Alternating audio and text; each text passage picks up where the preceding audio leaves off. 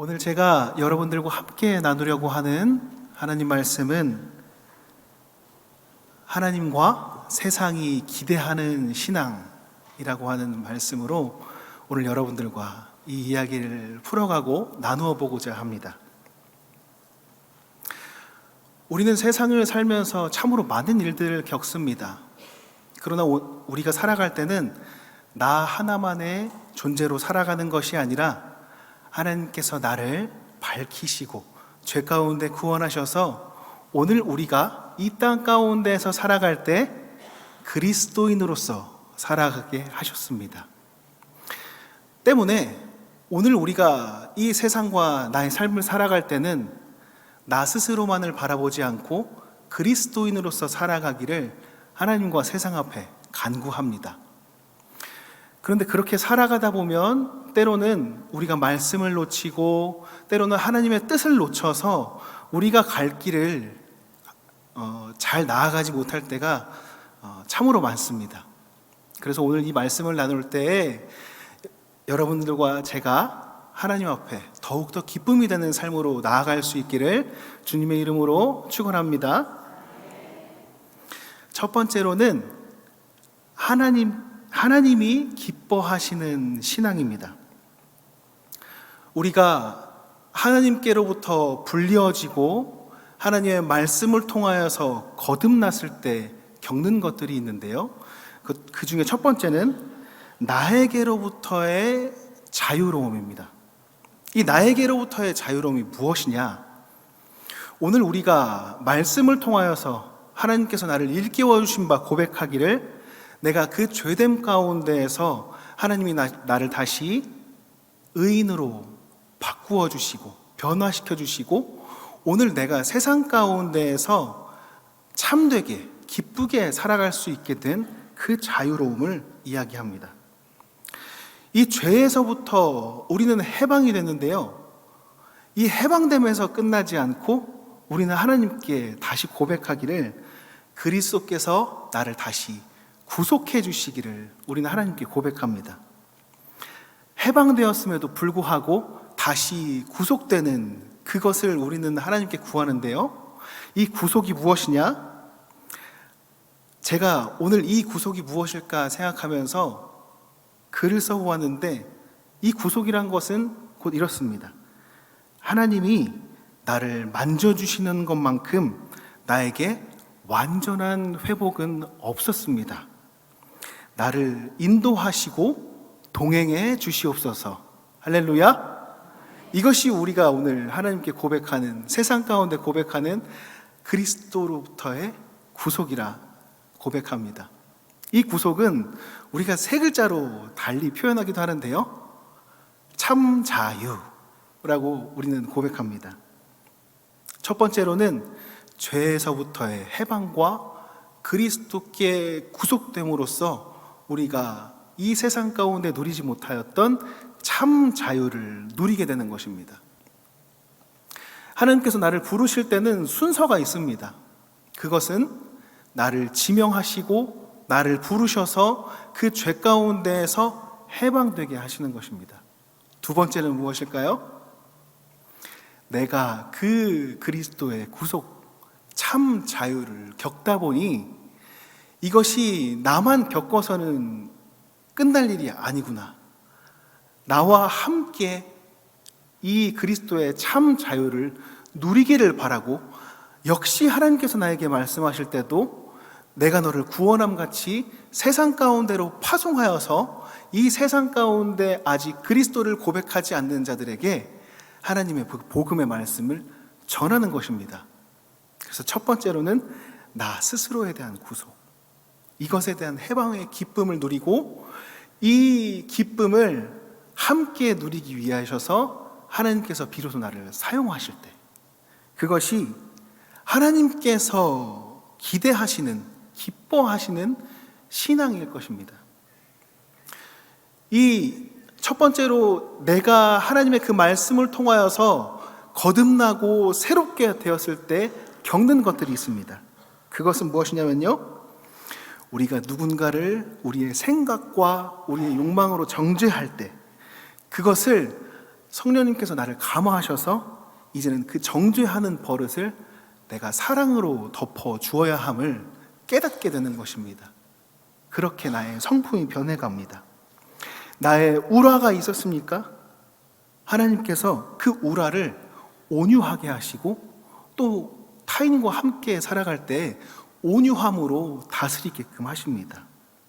교만이 있었습니까? 그것이 겸손으로 바뀌어지고요. 무절제하고 내가 낭비하는 것이 있었습니까? 내가 하나님 앞에 청빈하게 하는 것입니다. 또 타인과의 관계에서의 불신과 그 불신함을 통하여서 내가 하나님께 불신앙의 죄를 지었습니까? 하나님께서는 이것을 내가 타인을 다시 믿게 하시고 그 서로 믿는 믿음을 통하여서 하나님을 진정으로 믿게 하는 그 믿음을 나에게 갖게 하십니다. 나의 화를 용서로 바꾸어 주시고요, 나의 무력을 절제할 수 있게끔 하나님께서 말씀으로 다스려 주십니다. 이것이 하나님께서 성령님을 통하여서 내가 감화되고 그 감화된 것을 통하여서 말씀 안에서 참 자유와 기쁨을 누리게 하시는 것입니다. 이 하나님의 말씀 안에서 감화된 수많은 것들이 결국 어떻게 변화해지느냐? 우리가 의도하지 않아도 세상 가운데에서 우리가 고백하기를 빛과 소금의 역할, 우리가 세상 가운데에서 등대의 역할을 감당하게 되는 것입니다. 이것은 우리가 그것을 바라고 그것을 목표점으로 삼고 내가 바뀌어졌으니 남 또한 바뀌게 하리라, 나를 만나는 사람 또한 바뀌게 하리라 하는 나의 고백으로 이루어지는 것이 아닙니다.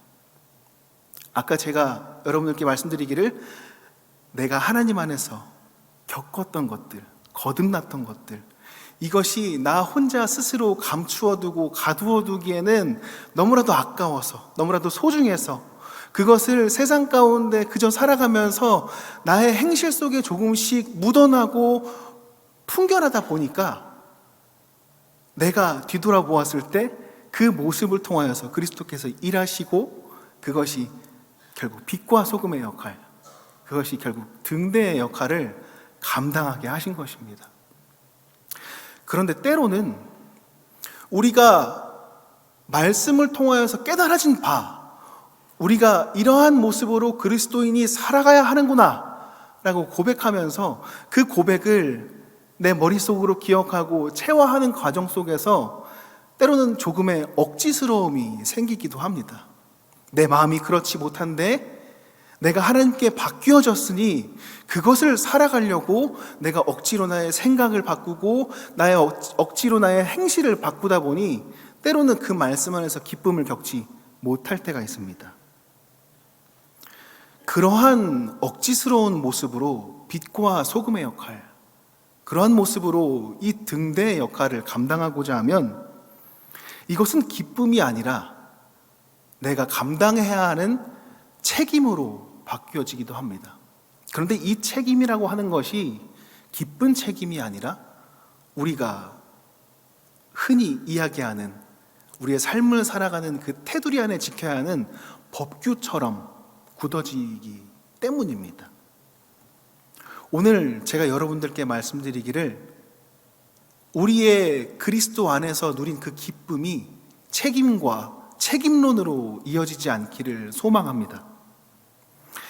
세상이 기대하는 신앙이 있습니다. 여러분, 하나님과 세상이 기대하는 신앙입니다. 하나님이 기대하시고 하나님이 기뻐하시는 신앙은 우리가 무엇인지 잘 알고 있습니다. 여러분, 세상이 기대하는 신앙이 무엇인지 아십니까? 제가 곰곰이 생각해 보니까요, 하나님이 기대하시는 신앙이랑 똑같아요. 잘 들어보세요. 세상이 우리 하나님을 믿고 고백하고 그것을 따르는 사람들에게 무엇을 기대하느냐? 사랑으로 우리의 죄를 덮어주기를 기대합니다. 온유하게 대해주기를 기대합니다. 겸손하기를 기대합니다. 청빈하기를 기대합니다. 믿음이 있기를 기대합니다. 서로 용서해 주기를 기대합니다. 절제해 주기를 기대합니다. 여러분들 같습니까? 다릅니까? 같아요? 달라요? 달라요? 하나님께서 기대하시는 신앙과 세상이 기대하는 신앙이 동일하다는 것입니다. 하나님께 그렇게 나아가고자 하면 우리가 스스로 변화되고 감화되고 그렇게 내가 거듭나게 되어서 나의 마음과 나의 행실이 변하는 것을 세상도 기대하고 기다리고 있다는 이야기입니다. 우리는 이 하나님과 세상이 기대하는 신앙을 마음속에 담아두고서 우리가 이것을 바라보면서 우리 또한 무엇을 바라고 무엇을 향해서 신앙하고 하나님과 세상 앞에 나아가야 하는가 깊이 고민할 수 있기를 소망합니다. 그런데 제가 오늘 여러분들께 말씀드리고자 하는 것은 하나님과 세상이 그렇게 기대하고 기다리는데 그 기대에, 그 기다림에 응답하지 못하는 그리스도인의 모습이 우리 안에 있음을 함께 고백하고 그것에 대해서 깊이 통찰해 보기를 원해서 오늘 이 말씀을 가져왔습니다. 우리는 때로는 세상 가운데 응답하지 못하는 그리스도인으로 살아갈 때가 있습니다. 왜 그렇습니까? 제가 앞서 이야기했던 세상은 빛과 소금 그리고 등대의 역할을 기대하는데 우리는 때로는 그 빛과 소금과 등대로 살아가는 것이 너무나도 어렵기 때문입니다. 왜 그렇습니까? 그 한 가지의 모습만을 바라보고 드라마틱하게 우리가 이렇게 살아가야지 하면 내 오늘 하루의 삶이 그렇게 사라집니까? 아니요. 우리 또한 우리의 삶 가운데에서 겪는 수많은 문제들이 있기 때문에 그렇게 나의 삶을 유지하는 것도 너무나도 벅찰 때가 있다라는 것입니다. 이 빛과 소금의 역할, 오늘 말씀 14절에 이렇게 기록되어 있는데요. 제가 읽어드리자면 모든 일을 원망과 시비가 없게 하라라고 하는 그 말씀입니다. 빛과 소금 이 등대의 역할을 감당하는 것은 원망과 시비가 세상 가운데 없게 하도록 노력하고 그것을 이루도록 우리가 행실해야 하는 의미가 있는 것입니다. 이는 싸움에 대한 중재, 용서, 그리고 서로 나눔, 온유, 긍정적인 사고, 올바른 방향 제시 등등 여러 가지의 것들이 있습니다. 여러분, 제가 오늘 여러분 앞에 나열해 드린 것, 싸움의 중재, 그리고 용서, 그리고 서로 나눔, 온유, 긍정적 사고, 올바른 방향 제시를 하기 위해서 세상 가운데에서 그리스도인으로서 여러분들이 그 자리에 서 있어야 한다면, 늘 그 자리에서 그 역할을 당당히 든든히 감당해 가야 한다면 그것이 얼마나 어렵습니까? 이 중에 하나라도 오늘 내가 능히 감당할 수 있다면 하나님 앞에 기쁨으로 찬양할 것입니다. 그런데 이 하나도 참으로 감당해내기가 어렵습니다. 어렵기 때문에 이 막중한 책임이 때로는 기쁨으로 오지 않고 부담감으로 내 마음속에 오게 됩니다. 하나님, 나 하나도 내 인생에서 감당해내기가 참으로 어려운데 하나님께서 주신 그 기쁨이 너무나도 감사하나 세상 가운데서 그 책임을 다하기란 내 마음속에 용기가 줄어들고 내 지혜가 턱없이도 부족하며 나의 능력은 세상에 너무나도 작은 것이어서 이것을 감당해내는 것이 너무나도 어렵습니다. 감당해내지 못하는 그리스도인 나 자신의 모습이 보여질 때 우리는 때로는 다시 무너집니다. 내가 다시 무너지고 하나님 앞에 엎드려져서 하나님, 오늘 내가 그리스도인으로서 살아가려고 노력하였음에도 불구하고 내 자신을 구원해내는 것에도 너무나도 힘들었습니다. 어제도 그제도 내 삶을 이뤄내는 것이 너무나도 어려운데 하나님, 제가 이 역할을 감당해낼 수 있을까요? 내 가정의 일, 내 사업의 일, 내 학업의 일, 너무나도 어렵습니다. 우리는 무너지고 또 무너지고 계속해서 무너집니다. 이것이 반복되고 반복되다 보면 오늘 우리가 그러한 삶을 하루하루 살아가다가도 한 주의 시간이 지나고 다시 이 자리에서 나와서 하나님께 예배드리고 다시 삶으로 나아가고 다시 때가 되어서 예배하는 이 우리 경건 신앙의 행위만 남게 됩니다. 이것을 우리는 껍데기 신앙 혹은 빈술의 신앙이라고 이야기합니다.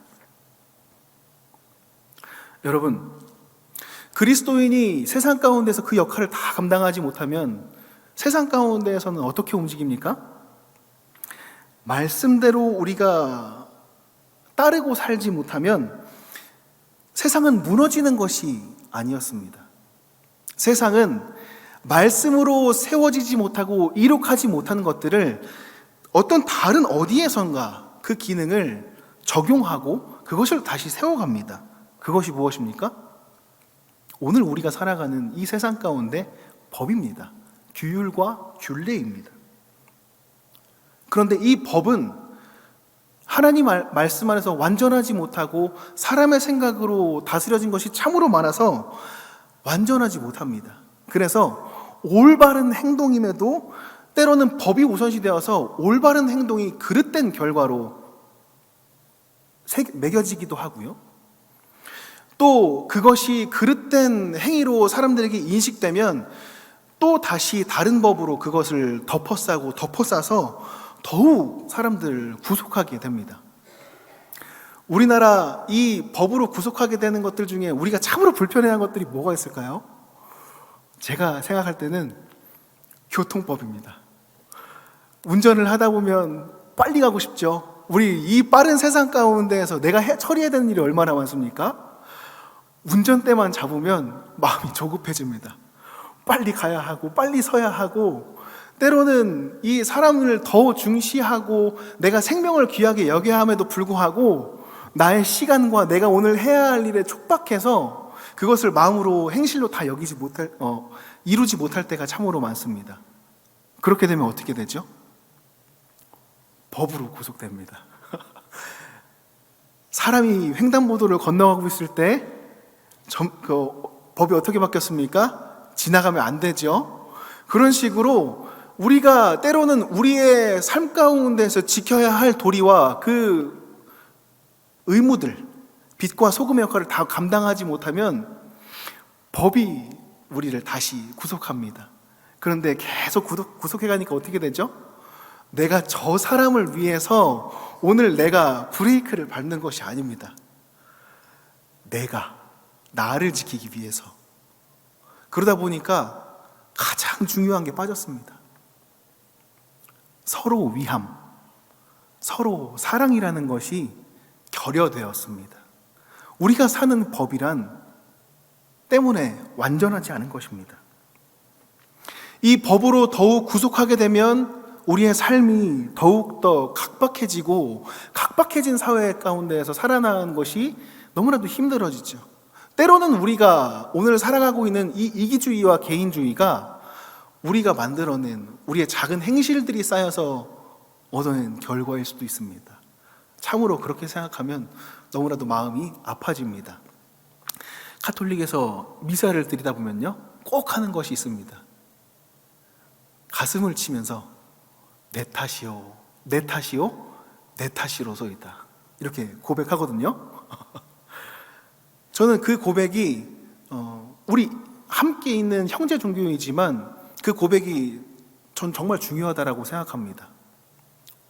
그 예배 가운데, 그 미사 가운데에서 세상 가운데 이루어지는 그 수많은 일들을 남이 잘못한 일, 누군가가 잘못한 일로 여기지 않고 내 탓이요, 내 탓이요, 내 탓이로소이다, 그렇게 나의 잘못으로, 나의 죄로 여기고 살아가는 그 신앙의 태도입니다. 저는 우리 그리스도인들이 우리 빛과 소금의 역할을 다 감당하고 그리고 그리스도의 말씀이 낮아지게 되는 결과를 초래하지 않아서 이제는 세상 가운데서 법이 그 규제가 완화되고 더욱더 사람들이 서로 사랑하는 그 삶이 되기를 소망합니다. 오늘 우리가 살아가는 세대가 우리가 함께 본 빌립보서 이 말씀에도 보입니다. 15절에 제가 읽어드리겠습니다. 15절에 이렇게 이 세대를 고백하는데요, 이 세대를 가지고 어그러지고 거스르는 세대라고 합니다. 저는 오늘 이 말씀 속에서 우리가 살아가는 그 세대를 보았습니다. 기쁨이 되고 서로 안아주고 서로 격려하는 그런 세대가 아니라 거스르고 어그러지는 그 세대, 그 세대의 모습이 이 빌립보서의 시대에도 있었지만 오늘날에도 여전히 사라지지 않고 더욱더 우리를 옥죄고 있었다라는 사실입니다. 이 빛과 소금의 역할을 잘 감당하지 못하고 그것에, 그 행실에만 내가 억눌려서 살아가다 보면 저는 두 가지의 모습으로 갈라진다고 보았는데요, 저는 우리의 마음을 잘 살펴봐야 한다고 생각합니다. 첫 번째로는 내가 그렇게 살아갈 수 없어서 스스로 좌절하는 것입니다. 그래서 내 신앙이 너무나도 보잘것없음을 내가 깨달으면서 신앙의 깊은 회의감을 가지는 것입니다. 이 신앙에 대한 깊은 회의감은 내 자존감을 하락하게 됩니다. 그런데 이 자꾸자꾸 낮아지는 내 자존감을 바라보면서 왜 하나님께서는 이렇게 이 말씀을 어렵게 지키게 하셔서 오늘 내가 하나님 앞에 기쁨으로 나아가지 못하게 하는가? 라고 하는, 나를 연약하게 하는 그 이유에 분노하게 됩니다. 그래서 함께 모여서 이 생활하고 신앙하는 이 교회에 오더라도 마음속에 기쁨을 충만하게 누리지 못합니다. 그래서 결국은 이 교회를 떠나가고 그리스도를 떠나가게 합니다. 두 번째로는요, 경건 행위. 내가 지난 그 삶 가운데에서 죄를 지었지만 오늘 이 예배에 나와서 하나님께 고백함으로써 다시 이 죄를 도약하는 것입니다. 그런데 어떻게 됩니까? 다시 넘어지고 다시 도약하고 다시 넘어지고 다시 도약하고, 이 쳇바퀴 같은 신앙의 삶 속에서 어느샌가 나도 모르게 율법학자가 되어 있습니다. 빈 껍데기만 남은 신앙입니다. 이러한 모습은 결국 말씀으로 함께 신앙해가는 사람들도 정죄하기 시작합니다. 저는 이 그리스도인이 함께 살아가지 못하고 대척하는 것을 저는 그리스도 신앙의 완전한 대척점이라고 봅니다. 결국 이러한 모습도 서로를 손가락질하게 하고 서로를 싸우게 하며 이 교회를 사랑하지 못하고 떠나가게 되는 것, 저는 이 두 가지의 모습이 하나는 우울하고 하나는 화감한 모습이지만 이 과정만 다를 뿐 결과는 같다라고 생각합니다. 오늘 이 말씀을 더욱더 깊이 나아가기 전에 오늘 이 빌립보서의 말씀, 이 말씀이 어떻게 쓰여졌는지를 우리 다시 한번 환기하면서 보았으면 좋겠습니다. 이 바울 서신은요, 이 빌립보서 안에 어떻게 전해졌는지를 잘 기록하고 있는데요, 이 내용을 잘 살펴보자면 바울은 빌립보 교회를 매우 사랑했습니다. 이유는 이 빌립보 교회가 바울이 어려울 때마다, 이 전도 여행을 떠나서 이 전도 여행을 겪을 때 어려웠을 때마다 거듭해서 바울을 후원했습니다. 그러나 우리가 이 빌립보서의 말씀을 2장 데살로니가전서 2장 2절에 말씀을 보다 보면 이 바울과 실라의 이야기가 나오는데요, 하나님의 말씀을 전하다가 투옥이 되고 결국에는 그 빌립보를 도시를 떠나가야 하는 그 상황도 발생했습니다. 그러나 바울은 2차 전도 여행부터 시작해서 빌립보 교회를 3번이나 방문했고요, 그리고 이 빌립보 교회를 직접 가지 못하는 오늘의 이 상황 속에서도 디모데와 에바브로디도를 이 빌립보 교회에 보내게 됩니다. 그만큼 이 빌립보 교회를 너무나도 사랑하고 자신을 후원하고 있는 이 공동체를 향해서 무한한 사랑을 보냈습니다. 그러나 이 빌립보 교회에도 깨달아야 하는 고백이 있었습니다. 그것이 무엇이냐면 유대신앙, 할례 신앙에 대한 자기 자랑이 그들의 문화 속에 있었습니다. 또한 율법만 중시하는 성향이 있었습니다. 때문에 바울은 오늘 이 2장이 지나가고 나서 3장에 대해서 이 빌립보 교회를 향해서 경고하기도 합니다. 오늘 왜 이 빌립보 교회에 대한 이야기를 하느냐? 이 빌립보서에 나와 있는 이 빌립보 교회, 이 도시의 문화와 오늘 우리가 살아가고 있는 그 문화가 너무나도 흡사하고 같은 모습으로 보였기 때문입니다. 오늘 12절, 13절의 말씀을 다시 한번 볼 수 있기를 원합니다. 함께 읽겠습니다. 그러므로 나의 사랑하는 자들아, 너희가 나 있을 때뿐 아니라 더욱 지금 나 없을 때에도 항상 복종하여 두렵고 떨림으로 너희 구원을 이루라. 너희 안에서 행하시는 이는 하나님이시니 자기의 기쁘신 뜻을 위하여 너희에게 소원을 두고 행하게 하시나니. 아멘. 이 말씀 가운데서 우리가 유념해서 보아야 할 것은 12절과 13절의 말씀에 이어지는데요. 항상 복종하여 두렵고 떨림으로 너희 구원을 이루라. 너희 안에서 행하시는 이는 하나님이시니. 아멘. 오늘 우리가 이 빛과 소금 등대의 역할을 감당하기가 어려운 이유가 무엇이었습니까? 기뻐함이 어느 순간부터 나에게서 사라지고 그것을 살아가야 하는 책임과 무거운 중압감만이 나에게 남았기 때문입니다. 그런데 12절 13절의 말씀을 바라보면 이렇게 기록되어 있습니다. 항상 복종하여 두렵고 떨림으로 너희 구원을 이루라. 이 말씀을 보면 조금 모순되게 보이기도 합니다. 아니, 우리는 하나님께서 주시는 구원으로 살아가야 하는데, 하나님께서 주시는 믿음으로 살아가야 하는데 12절의 마지막에 보면 너희 구원을 이루라 이렇게 기록되어 있습니다. 그런데 이 말씀을 깊이 묵상하다 보면 이러한 뜻이 안에 내포되어 있습니다. 항상 복종하여 두렵고 떨림으로. 이것이 무엇을 뜻하냐면요, 오늘 우리가 하나님의 말씀으로 믿음을 얻고 구원을 얻고 하나님의 말씀에 깨달음을 얻었지만 오늘 우리의 삶 가운데서 살아나가기가 쉽습니까? 어렵습니까? 어렵습니다. 어려워서 오늘 우리는 또 좌절하지 않았습니까? 오늘 이 말씀 가운데 그것이 드러납니다.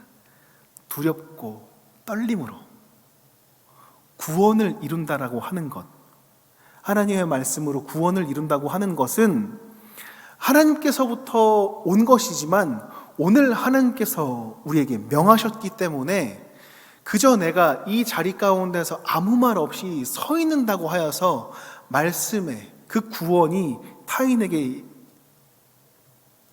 이어지는 것은 아닙니다. 때문에 오늘 우리는 그것을 전해야 하는 의무가 있습니다. 그 마음이 오늘 이 12절에도 적혀 있는 겁니다. 두렵고 떨린다. 그런데 저는 오늘 이 말씀 계속해서 바라보면서 이 말씀이 어떠한 뜻으로 기록되었는지를 다시 한번 보길 바랍니다. 하나님께 그 말씀에 대하여서 항상 복종하면서 내가 두렵고 떨리지만 내가 오늘 그 그리스도의 구원을 이 땅 가운데 이루려고 노력할 때 13절의 시작이 어떻게 적혀 있다고요? 너희 안에서 행하시는 이가 누구시라? 하나님이십니다. 하나님, 내가 두렵고 떨립니다. 하나님, 내가 구원을 이루게 할 수 없습니다. 그러나 하나님께서 나에게 명하실 때 나는 노력할 것입니다. 내 할 일을 다 할 것입니다. 하나님 도와주시옵소서. 그렇게 고백할 때 너희 안에서 행하시는 이가 누구시다? 하나님이십니다. 할렐루야. 우리의 뜻대로 이뤄갈 수 있는 것이 아닙니다. 우리의 계획이 있다고 해서 그것이 결실 맺어질 수 있는 것이 아닙니다. 하나님께서 그 안에 우리의 마음속에 거하시고 그것을 행하셔서 이루게 하시는 것입니다. 오늘 우리가 그 말씀의 뜻을 잊어서는 안 될 것입니다. 오늘 여러분 우리 스스로의 가슴에 한번 손을 얹어 보실 수 있으실까요? 가슴을 한번 이렇게 토닥토닥 하시면서 오늘 12절에 첫 구절에 나오는 말씀이거든요. 함께 고백해 봤으면 좋겠습니다. 나의 사랑하는 자들아. 다시 한 번 더 고백하겠습니다. 나의 사랑하는 자들아. 네 때문이 아니라 더욱 지금 나 없을 때에도 항상 복종하여 두렵고 떨림으로 너희 구원을 이루라. 아멘. 하나님께서 그럼에도 우리의 그 두렵고 떨리는 그 모습 가운데서도 그러나 나의 사랑하는 자들아 이렇게 부르고 계십니다. 그럼에도 나를 사랑하시고 구원을 이루고자 할 때 구원의 주체이신 하나님께서 친히 내 안에 행하시고 자기의 기쁘신 뜻과 소망을 이루십니다. 오늘 우리는 이 말씀을 잊어서는 안 될 것입니다. 14절에는 이렇게 고백됩니다. 원망과 시비가 사라지게 하려 노력할 때 하나님께서는 그것을 이루십니다. 흠이 없고 순전하게 하나님께서 이루십니다. 어그러지고 거스르는 세대 가운데에서 우리를 빛들로 나타내게 하십니다. 생명의 말씀을 밝히게 하십니다. 오늘 우리는 이 말씀을 통하여서 하나님, 제가 두렵고 떨리지만 오늘 이 땅 가운데 구원이 임하도록 노력하겠습니다. 하나님 나를 사용하여 주시옵소서. 그렇게 고백할 때 하나님께서는 그 모든 것 이루시고 우리를 세상 가운데 빛들로 나타나게 하시고 생명의 말씀을 밝히신다라는 고백입니다. 말씀을 조금씩 정리해 가기를 원합니다. 나의 구원이 타인의, 내가 오늘 만나는 사람들의 구원이 되게 하는 것, 그리고 그 구원이 점점점 넓어지고 확장되어져서 세상 가운데 구원이 임하게 하는 것. 오늘 우리 교회가 70주년을 맞이하여서 선포하는 것입니다. 그렇게 함께 고백하십니까?